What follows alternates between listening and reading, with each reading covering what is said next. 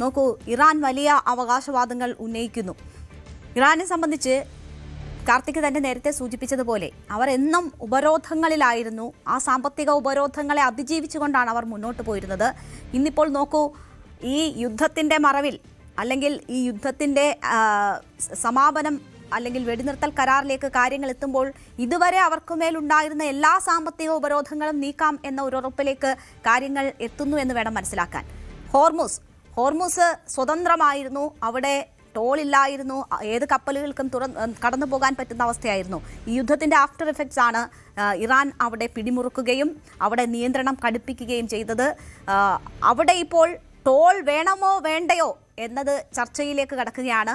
ഒമാനിൻ്റെ സാന്നിധ്യത്തിലൊക്കെ ചർച്ച നടന്ന് അവിടെ ഏത് വിധത്തിൽ ടോൾ ഏർപ്പെടുത്താം എന്നത് തീരുമാനിക്കും എന്നതാണ് മനസ്സിലാകുന്നത്. അങ്ങനെയാണെങ്കിൽ ഖാലിബാഫ് അവകാശപ്പെടുന്നത് പോലെ ഇറാന്റെ നേട്ടമാണ് ഈ കരാർ എന്ന് പറയേണ്ടി വരത്തില്ലേ? എല്ലാ ഉപരോധങ്ങളും നീക്കുന്നു, അവർ ഹോർമുസ് ഉൾപ്പെടെയുള്ളിടത്ത് അവരുടെ അവകാശം സ്ഥാപിക്കുക കൂടി ചെയ്യുമ്പോൾ ഹോർമൂസ് കടലിടുക്കിന്റെ അവകാശം വിട്ടു നൽകില്ല എന്ന് ഈ യുദ്ധത്തിന്റെ എല്ലാ ഘട്ടങ്ങളിലും ഇറാൻ വ്യക്തമാക്കിയിരുന്നതാണ്. ഈ ഘട്ടത്തിൽ സമാധാന ധാരണയുടെ ഭാഗമായി ഹോർമൂസ് തുറന്നു നൽകുന്നു. അപ്പോഴും ഹോർമൂസ് കടലിടുക്കുമായി ബന്ധപ്പെട്ട കാര്യങ്ങളിൽ അന്തിമ തീരുമാനങ്ങൾ ഉണ്ടായിട്ടില്ല. ടോൾ പിരിവ് ഉൾപ്പെടെയുള്ള കാര്യങ്ങളിൽ ആശങ്കകൾ ലോകരാജ്യങ്ങൾക്ക് നിലനിൽക്കുന്നു. ഇതടക്കമുള്ള കാര്യങ്ങൾ ചർച്ചയ്ക്ക് വരികയും ചെയ്യും. നേരത്തെ പുറത്തു വന്ന റിപ്പോർട്ടുകൾ പ്രകാരം ടോൾ പിരിക്കാൻ തന്നെയാണ് ഇറാന്റെ തീരുമാനം എന്ന തരത്തിലുള്ള റിപ്പോർട്ടുകളാണ് പുറത്തു വരുന്നത്. അതിലേക്ക് തന്നെ കാര്യങ്ങൾ എത്തിയാൽ അത് ഇറാന് വിജയമായി അവകാശപ്പെടാം. മറ്റൊന്ന്, അമേരിക്ക മുന്നോട്ട് വെച്ച ആവശ്യങ്ങൾ ഒന്നും തന്നെ അംഗീകരിച്ചു കൊടുത്തിട്ടില്ല ഇറാൻ എന്നത് ഏറ്റവും ശ്രദ്ധേയമാണ്. അതിലേറ്റവും പ്രധാനം ബാലിസ്റ്റിക് മിസൈൽ പദ്ധതികളുമായി ബന്ധപ്പെട്ട കാര്യങ്ങളും ഇറാന് എതിരെ അമേരിക്ക പല ഘട്ടങ്ങളിൽ ഉന്നയിച്ചിരുന്നു. എന്നാൽ മിസൈൽ പദ്ധതികളുമായി ബന്ധപ്പെട്ട കാര്യങ്ങളൊന്നും ഈ സമാധാന ധാരണാപത്രത്തിൻ്റെ ഭാഗമല്ല. അതും വിജയമായി ഇറാന് അവകാശപ്പെടാം. മറ്റൊന്ന്, ഭരണമാറ്റം അടക്കമുള്ള കാര്യങ്ങളാണ്. അതിൽ ആഭ്യന്തര പ്രക്ഷോഭം അടക്കം രൂക്ഷമായിട്ടും കൃത്യമായ സംവിധാനങ്ങളിലൂടെ ഇറാൻ്റെ അകത്തുള്ള വിമതർക്ക് ആയുധങ്ങൾ എത്തിക്കുന്നത് അടക്കമുള്ള നടപടികൾ കൈക്കൊണ്ടിട്ടും അമേരിക്കയ്ക്ക് അതിലൊരു വിജയം കൈവരിക്കാൻ സാധിച്ചില്ല. നിലവിലും തിയോക്രാറ്റിക് ഭരണം തന്നെയാണ് ഇറാനിൽ ഉള്ളത്. അത് മുന്നോട്ട് പോവുകയും ചെയ്യും. ആ അർത്ഥത്തിലും ഇറാന് വിജയം അവകാശപ്പെടാം. അങ്ങനെ ഈ യുദ്ധത്തിലേക്ക് നയിച്ച കാരണങ്ങൾ പരിശോധിച്ചാൽ അതിലൊന്നും കൃത്യമായ ലക്ഷ്യം നേടാതെയാണ് അമേരിക്കയുടെ ഈ പിന്മാറ്റം. ഒരു പക്ഷേ നവംബറിൽ നടക്കുന്ന ഇടക്കാല തെരഞ്ഞെടുപ്പ് അടക്കമുള്ള കാര്യങ്ങളാകാം ഇത്തരത്തിൽ ഒരു സമ്മർദ്ദത്തിലേക്ക് ട്രംപിനെ എത്തിച്ചതും. എന്തായാലും പാകിസ്ഥാനും അതോടൊപ്പം തന്നെ മറ്റു മധ്യേഷ്യൻ രാജ്യങ്ങളും മുൻകൈയെടുത്ത് തയ്യാറാക്കിയ ഈ ധാരണ അത് എത്രത്തോളം നിലനിൽക്കും എന്നത് കണ്ടറിയണം. അതിൽ പ്രധാനപ്പെട്ട കാര്യം ലെബനൻ അടക്കം എല്ലാ മേഖലകളിലെയും യുദ്ധം, സൈനിക നടപടികൾ ഈ കരാറുമായി ബന്ധപ്പെട്ട് അവസാനിപ്പിക്കണം എന്നതാണ്. അതിന് ഇസ്രായേൽ എത്രത്തോളം തയ്യാറാകും എന്നതാണ് കണ്ടറിയേണ്ടത്. ഒന്ന്, US-ഉം ഇറാനും ഇതിൽ ഒപ്പിടുമ്പോഴും ഈ കരാറിൻ്റെ ഒരു പകർപ്പ് മാത്രമാണ് ഇസ്രായേലിന് നൽകിയിട്ടുള്ളത്. ഈ കരാറുമായി ബന്ധപ്പെട്ട കാര്യങ്ങൾ ഇസ്രായേലുമായി ചർച്ച ചെയ്തു എന്ന് പറയുമ്പോഴും അത് ഇസ്രായേൽ എത്രത്തോളം അംഗീകരിക്കും എന്നതിനെ ആശ്രയിച്ചിരിക്കും ഈ കരാറിന്റെ ഭാവി. നമുക്കറിയാം, ഞായറാഴ്ച കാർത്തിക് സൂചിപ്പിച്ചതുപോലെ തന്നെ ഈ കരാറിന്റെ ഭാവി എത്ര എന്നൊരു ചോദ്യം ഇപ്പോഴും വളരെ പ്രസക്തമാണ്. കാരണം തങ്ങൾ ഈ കരാറിന്റെ ഭാഗമല്ല എന്നത് ഇസ്രായേൽ വ്യക്തമാക്കിയിട്ടുണ്ട്. ഇന്നലെയും തെക്കൻ ലെബനൻ കേന്ദ്രീകരിച്ചുകൊണ്ട് ഇസ്രായേലിന്റെ ആക്രമണം ഉണ്ടായിരുന്നു. 5ഓളം പേർ കൊല്ലപ്പെട്ടു എന്നതിന്റെ വാർത്തകളുണ്ടായിരുന്നു. ഇത് ചൂണ്ടിക്കാട്ടി വലിയ മുന്നറിയിപ്പ് ഇറാൻ നൽകുന്നത് കണ്ടു. ഞങ്ങൾ ഇത് അംഗീകരിക്കില്ല എന്നത് ഇറാൻ ആവർത്തിച്ച് വ്യക്തമാക്കുന്നതൊക്കെ കണ്ടു. ഇപ്പോൾ ഈ കരാർ ഒരു ഇടക്കാല ധാരണയിലേക്ക് എത്തിയതിന് ശേഷം ട്രംപ് നൽകുന്ന സൂചന, ഇറാൻ എപ്പോൾ ഈ കരാറിന്റെ ഭാഗമായിട്ടുള്ള ഉറപ്പുകൾ ലംഘിക്കുന്നു അപ്പോൾ ആക്രമണം എന്നതാണ് ട്രംപ് സൂചിപ്പിച്ചിരിക്കുന്നത്. അപ്പോൾ ഇസ്രായേൽ പ്രകോപനം തുടരുകയും ഇറാൻ അതിന് തിരിച്ചടിക്കുകയും ചെയ്യുകയാണ് എങ്കിൽ ഈ കരാർ വെറും പേപ്പർ മാത്രമായി മാറുന്ന ഒരു സാഹചര്യം ഉണ്ടാകും. അത് തന്നെ ആയിരിക്കുമോ ഇതിലെ ഏറ്റവും വലിയ വെല്ലുവിളി? ഞായറാഴ്ച ഈ സമാധാന കരാറിൽ US-ഉം ഇറാനും തമ്മിൽ ധാരണയിലെത്തിയ ശേഷവും ബെയ്റൂട്ടിൽ ഇസ്രായേൽ ആക്രമണം നടത്തി. അതിനുശേഷമാണ് ട്രംപ് വളരെ കടുത്ത ഭാഷയിൽ നെതന്യാഹുവിനെ വിമർശിക്കുന്ന നിലയിലേക്ക് കാര്യങ്ങൾ എത്തിയത്. പക്ഷേ കേവലം വിമർശനത്തിനപ്പുറത്തേക്ക് ട്രംപിൻ്റെ തന്ത്രപരമായ ഇടപെടൽ കൂടിയായി ഇതിനെ കണക്കാക്കണം. കാരണം ഒരു വശത്ത് ഇസ്രയേലിനെ കടുത്ത ഭാഷയിൽ വിമർശിക്കുക.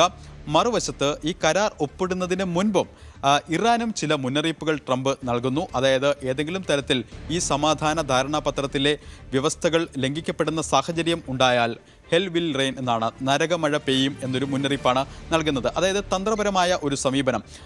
ഈ കരാർ വ്യവസ്ഥകൾ നടപ്പാക്കാൻ ഇസ്രയേലിന് മേൽ ഒരു സമ്മർദ്ദം, ഒപ്പം ഈ കരാറിലെ വ്യവസ്ഥകൾ ലംഘിക്കരുത് എന്ന് ഇറാൻ ഒരു മുന്നറിയിപ്പ്. അതിൽ ലെബനനാണ് ഏറ്റവും പ്രധാനപ്പെട്ട. ലെബനൻ എന്നത് ഹെസബുള്ളയെ ലക്ഷ്യമാക്കിക്കൊണ്ടുള്ള കാര്യങ്ങളാണ് ഇസ്രയേൽ പ്രധാനമായും ചൂണ്ടിക്കാട്ടുന്നത്. ബെഞ്ചമിൻ നെതന്യാഹുവിനെ കഴിഞ്ഞ ദിവസങ്ങളിൽ ട്രംപ് വിമർശിക്കുമ്പോഴും ട്രംപ് മുന്നോട്ട് വെച്ച ഒരു കാര്യം, ഇസ്രയേൽ ഇനി ഹെസബുള്ളയെ നേരിടേണ്ട ആവശ്യമുള്ളോ എന്നത് പുനഃപരിശോധിക്കണം. അക്കാര്യം അടക്കം സിറിയ കൈകാര്യം ചെയ്യട്ടെ എന്നൊരു അഭിപ്രായം കൂടി ട്രംപ് പങ്കുവച്ചിരുന്നു. അതായത് ഹെസബുള്ളയ്ക്ക് നേരെ ഇസ്രയേൽ നടത്തുന്ന ആക്രമണങ്ങളിൽ, ഇപ്പോഴും ലെബനൻ കേന്ദ്രീകരിച്ച് നടത്തുന്ന ആക്രമണങ്ങളിൽ അമേരിക്കയ്ക്ക് ശക്തമായ വിയോജിപ്പുണ്ട്. അത് ഈ കരാറിൻ്റെ ഭാവിയെ ബാധിക്കുമോ എന്ന ആശങ്കയുണ്ട്. അതിന് എന്തായാലും ഇസ്രയേൽ എത്രത്തോളം ഈ കരാറിലെ വ്യവസ്ഥകൾ സംബന്ധിച്ച് ഹെസബുള്ളയുമായി ബന്ധപ്പെട്ട് ലെബനനിലെ സൈനിക നടപടി അടക്കമുള്ള കാര്യങ്ങളിൽ ഇസ്രയേൽ എത്രത്തോളം ഈ കരാറിലെ വ്യവസ്ഥകൾ പാലിക്കുന്നു എന്നതിനെ ആശ്രയിച്ചിരിക്കും ഇതിൻ്റെ ഭാവി. മറ്റൊന്നുകൂടി രേണുക, എന്തായാലും ഈ താൽക്കാലിക സമാധാന ധാരണാപത്രത്തിൽ ഇരുവശവും ഒപ്പിടുമ്പോൾ അത് ലോകത്ത് സൃഷ്ടിച്ച ഊർജ്ജ പ്രതിസന്ധിക്ക് കൂടി ഒരു താൽക്കാലിക പരിഹാരമാകും എന്ന നിലയിലാണ് പ്രതീക്ഷകൾ വരുന്നത്. കാരണം ഇന്ത്യ അടക്കമുള്ള രാജ്യങ്ങളുടെ 34 കപ്പലുകളാണ് അനുമതിക്കായി കാത്ത് ഹോർമൂസ് കടലിടുക്കിൽ ഉള്ളത്. കഴിഞ്ഞ ദിവസം ഒരു കപ്പൽ അവിടെ നിന്ന് പുറപ്പെട്ടിരുന്നു. ഏതാണ്ട് 62,000 മെട്രിക് ടൺ LNGയുമായാണ് പുറപ്പെട്ടത്. ഇന്ന് ഗുജറാത്ത് തീരത്ത് ആ ദിക്ഷ കപ്പൽ എത്തുന്നു. അത് നിലവിലെ പ്രതിസന്ധികൾക്ക് ഒരു ആശ്വാസകരമായ കാര്യമാണ്. എന്നാൽ 34 കപ്പലുകൾ പലതരത്തിലുള്ള ഇന്ധനം മാത്രമല്ല ഫെർട്ടിലൈസർ ഉൾപ്പെടെയുള്ളവയുമായി കാത്ത് കിടപ്പുണ്ട്. അതൊക്കെ എത്തേണ്ടതുണ്ട്. അങ്ങനെ 60 ദിവസത്തേക്ക് ഹോർമൂസ് കടലിടുക്കിലൂടെയുള്ള ഗതാഗതം സുഗമമായാൽ നിലവിലെ ഊർജ്ജ പ്രതിസന്ധിക്ക് അത് ഒരു പരിധിവരെ പരിഹാരം ആകും. മറ്റൊന്ന് എണ്ണ വിലയുമായി ബന്ധപ്പെട്ട കാര്യമാണ്.